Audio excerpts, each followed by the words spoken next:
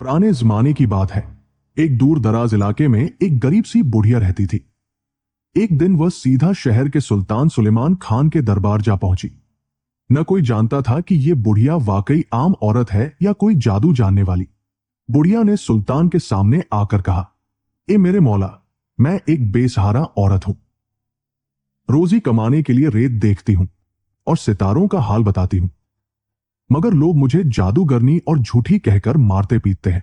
हालांकि मैं इन सब बातों से पाक हूं। आज मैं तेरी पनाह में आई हूं, शायद तू मेरी फरियाद सुन ले।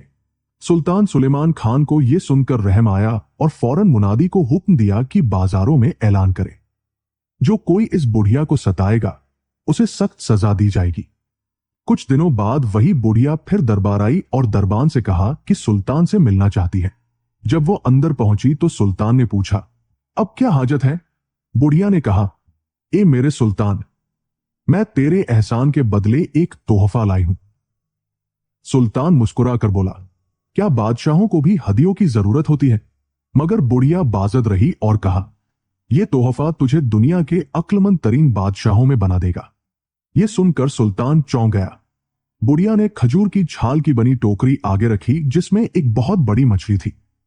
उसने कहा, इसे अपने हाथ से पकाकर खाना, किसी और को न देना, वरना जो इल्म और हिकमत इससे मिलेगी वो दूसरों में भी बट जाएगी। सुल्तान ने उसकी बात को मजाक समझा मगर वादा कर लिया। बुढ़िया जाते वक्त फिर याद दिला गई, वसीयत न भूलना वरना नुकसान उठाओगे। सुल्तान ने मछली देखी और सोचा, अगर यह बुढ़िया सच कह रही हो तो। फिर उसने अपने खास खादिम गुलाम दीन को बुलाया और कहा, इसे पका, मगर खबरदार, अगर इसमें से कुछ खाया तो तेरा सर कलम कर दूंगा। गुलाम दीन हैरान हुआ, सोचा, यह मछली पकवाने के लिए शाही बावर्ची क्यों नहीं दी गई? मगर हुक्म था, इसलिए चुपचाप काम करने लगा। जब मछली को साफ किया तो उसने देखा कि यह आम मछलियों से बिल्कुल मुख्तलिफ है। जब तेल में डाली तो खुशबू सारे बावर्ची खाने में फैल गई। गुलाम दीन अपने आप को रोक न सका और छोटी सी बूटी तोड़कर चख ली। अचानक उसके कानों में अजीब सी सरगोशियां होने लगी। उसने गौर किया तो एक बिल्ली को मछली के पास बैठे देखा, जो कह रही थी, वाह क्या खुशबू है, मौका मिले तो मैं भी इस मछली का जायका चखूंगी। गुलाम दीन घबरा गया, सोचा, यह कैसे मुमकिन है कि बिल्ली बात करे? मगर फिर मुस्कुरा दिया और समझ गया कि मछली वाकई गैर मामूली है। उसने अपनी गलती छुपाने के लिए मछली पर मसाले और आटे की तह लगाकर दोबारा तल दिया ताकि सुल्तान को कुछ शक न हो। जब खाने का वक्त आया तो सुल्तान सुलेमान खान ने वो मछली बड़े शौक से खाई और कहा, गुलाम दीन, घोड़े तैयार करो, हम आज जंगल की सैर को निकलते हैं। दोनों अपने घोड़ों पर सवार होकर निकले।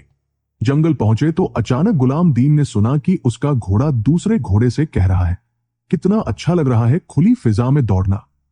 अस्तबल में कैद होकर दिल घबरा गया था। सुल्तान के घोड़े ने जवाब दिया, सच कहते हो, मगर अफसोस हम आजाद नहीं हो सकते। अगर मैं जरा सा भी तेज दौड़ा तो यह शख्स जमीन पर गिरकर चिकना चू हो जाएगा। यह बात सुनकर गुलाम दीन जोर से हंस पड़ा। सुल्तान ने चौंक कर पूछा, बता, किस बात पर हंस रहा है? गुलाम दीन ने झिझकते हुए कहा, जहां पनाह, एक पुरानी बात याद आ गई थी, इसलिए हंसी निकल गई। लेकिन सुल्तान के दिल में शक बैठ गया। वो सोचने लगा, क्या गुलाम दीन वाकई घोड़ों की बातें समझ गया है? सुल्तान सुलेमान खान के दिल में शक बैठ गया था कि गुलाम दीन ने यकीनन मछली में से कुछ खाया है। वह बार बार बुढ़िया की वसीयत याद करता और दिल ही दिल में कढ़ता रहा। जब दोनों वापस महल पहुंचे तो सुल्तान ने गुलाम दीन को हुक्म दिया, खाने की तैयारी करो और मेरे करीब खड़े होकर यह पानी का प्याला थामे रखो जब तक मैं खा न लूं। गुलाम दीन खामोशी से हुक्म बजा लाया। उसी दौरान दो परिंदे महल के हॉल में आ घुसे। उनमें से एक की चोंच में सुनहरी बाल की एक लट थी। वो दूसरे परिंदे से बोला, ये देख, ये बाल उस शहजादी का है जिसके बाल सोने जैसे हैं। दूसरा परिंदा वो लट छीनने लगा, मगर वो हाथ से छूटकर जमीन पर गिरी और ऐसी आवाज निकली जैसे कोई सोने का सिक्का गिरा हो। गुलाम दीन के हाथ से पानी का प्याला छूट गया और वो हड़बड़ाकर पीछे हट गया। सुल्तान ने तेज निगाहों से उसे घूरा और कहा, अब न इनकार कर सकता है न बच सकता है, तूने जरूर मछली खाई है। वरना परिंदों की बातें कैसे समझ सकता है। गुलाम दीन कांपता हुआ जमीन पर गिर गया और हाथ जोड़कर माफी मांगने लगा। जहां पनाह, गलती हो गई, शैतान ने बहका दिया, मुझे माफ फरमा दीजिए। मगर सुल्तान ने तलवार खींच ली। जैसे ही वो वार करने ही वाला था, उसकी नजर जमीन पर पड़ी हुई सुनहरी लट पर जा ठहरी। वो रुक गया, चौंक कर उसे उठाया और रोशनी की तरफ देखा। वह बाल सूरज की किरणों की तरह जगमगा रहा था। सुल्तान ने कहा, गुलाम दीन, अगर इस सुनहरी लट की मालिक शहजादी को ढूंढ लाया तो तेरी जान बख्शी कर दूंगा, वरना तेरा सर काट कर महल के दरवाजे पर लटका दूंगा। गुलाम दीन मजबूरन उठा, सुल्तान से कुछ ज़ादरा और अशरफिया ली, घोड़े पर सवार हुआ और सफर पर निकल खड़ा हुआ। वह दिन रात वादियों, सहराओं और जंगलों में सरगर्दा फिरता रहा। कई दिन की भूख, प्यास और थकन ने उसे तोड़ डाला। आखिर एक रात उसने दिल ही दिल में तौबा की और कहा, अगर इस बार जान बच गई तो कभी दूसरों की चीज को हाथ नहीं लगाऊंगा। उसी दौरान उसने देखा कि एक दरख्त के नीचे आग भड़क उठी है। करीब जाकर देखा तो वो आग चींटियों के बड़े घोंसले तक पहुंच रही थी। हजारों चींटियां अपनी बच्चियों को बचाने के लिए इधर उधर भाग रही थी। गुलाम दीन फौरन घोड़े से उतरा, टहनियां हटाई और मिट्टी डालकर आग बुझा दी। चींटियां खुशी से शोर मचाने लगी। कुछ लम्हों बाद चींटियों की मलिका उसके करीब आई और निहायत बारीक आवाज में बोली, ए इंसान, तेरा ये एहसान कभी रायगा नहीं जाएगा। याद रखना, वक्त पड़ने पर हम तेरी मदद को आएंगे। गुलाम दीन हैरतज़दा रह गया कि यह कैसा अनोखा मंजर है। फिर वह चलता चलता समंदर के किनारे जा पहुंचा। वहां 3 मछुआरे बैठे थे। उन्होंने पूछा, ओ अजनबी, यहां क्या कर रहा है? गुलाम दीन ने जवाब दिया, मैं उस शहजादी को ढूंढ रहा हूं जिसके बाल सोने जैसे हैं। क्या तुमने कभी उसके बारे में सुना है? वो मछुआरे एक दूसरे को देखकर मुस्कुराए और कहा, हां, हम तुझे उसका पता बताते हैं। हमारी कश्ती पर आ बैठ, हम तुझे उस तक पहुंचा देंगे। गुलाम दीन खुशी खुशी कश्ती में सवार हो गया। मगर जैसे ही कश्ती समंदर के बीच पहुंची, वो मछुआरे उस पर टूट पड़े, उसके पास की सारी रकम छीन ली और उसे समंदर में फेंक दिया। गुलाम दीन डूबने लगा। उसने मौत को अपने सामने खड़ा पाया, मगर उसी वक्त एक लकड़ी का तख्ता तैरता हुआ मिला, जिसे पकड़कर वो बड़ी मुश्किल से दोबारा साहिल पर पहुंच गया। हलकान होकर रेत पर बैठ गया और रोने लगा। या अल्लाह, पहाड़ों, जंगलों, दरियाओं सब काट डाले, मगर शहजादी का पता न चला। अब क्या करूं? कहां जाऊं? अभी वह सोच ही रहा था कि अचानक आसमान पर 2 बड़े बाज नुमाया हुए। वो आपस में लड़ने लगे, यहां तक कि एक जख्मी होकर जमीन पर आ गिरा। गुलाम दीन दौड़ता हुआ उसके पास पहुंचा। जख्मी बाज ने कमजोर आवाज में कहा, अगर मेरी जान बचाना चाहता है तो सामने वाले टीले पर जा, वहां कुछ अजीबो गरीब जड़ी बूटियां हैं, उन्हें लेकर आओ। गुलाम दीन ने जल्दी से जाकर पत्ते तोड़े और निचोड़कर उसके मुंह में डाल दिए। चंद लम्हों में जख्म भर गया और बाज सेहतमंद हो गया। वह बाज गुलाम दीन को देख कर बोला, ए इंसान, तेरा दिल नेक है, इसीलिए रब ने तुझे मेरी मदद के लिए भेजा। अब बता, तू इस वीराने में क्या तलाश कर रहा है? गुलाम दीन ने पूरी दास्तान सुनाई। बाज ने गौर से सुनी और कहा, वो शहजादी समंदर के पार नहीं, बल्कि चांदी के पहाड़ में है, यहां से 2 दिन की मसाफत पर। लेकिन मुहतात रहना, उस पहाड़ के गिर्द खौफनाक कीड़े मकोड़े रहते हैं। गुलाम दीन ने अल्लाह का शुक्र अदा किया और अज़्म करके बोला, चाहे जान चली जाए, मैं शहजादी तक जरूर पहुंचूंगा। गुलाम दीन ने जब बाज से शहजादी का पता जाना तो उसने अज़्म किया कि चाहे जान चली जाए, मगर वो अपनी जान बचाने के लिए यह मुहिम पूरी करेगा।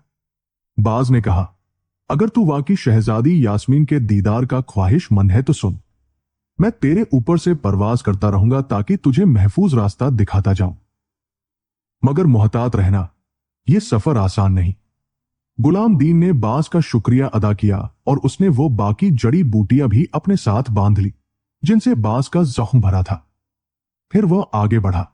बाज फिजा में परवाज करता रहा और उसे दाएं बाएं के खतरों से बचाता रहा, यहां तक कि गुलाम दीन बगैर नुकसान के चांदी के पहाड़ तक पहुंच गया। पहाड़ के दामन में खड़े होकर उसने ऊपर निगाह डाली। बुलंद चोटी पर एक शानदार सल्तनत थी। चमकती हुई दीवारें, और चमकती छतें, जैसे सूरज की किरणें पहाड़ पर उतर आई हूं।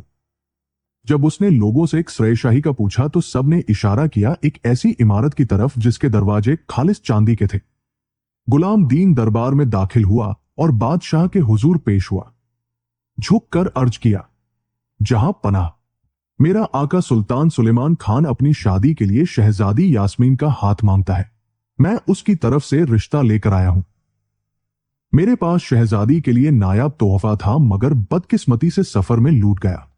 बादशाह ने उसकी बात सुनी तो हैरान हुआ कि गुलाम दीन कैसे इन खतरनाक जंगलात से सलामत गुजर आया।